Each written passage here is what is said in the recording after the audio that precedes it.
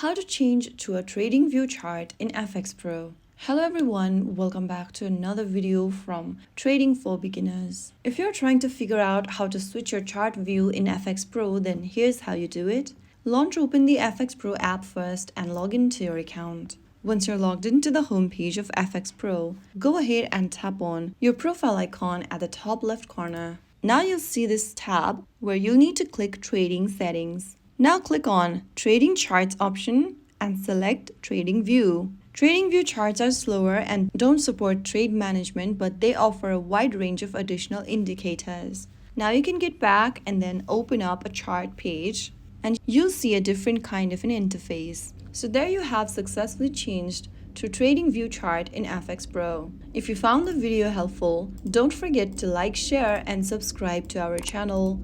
I will see you again in the next video. Thank you for watching.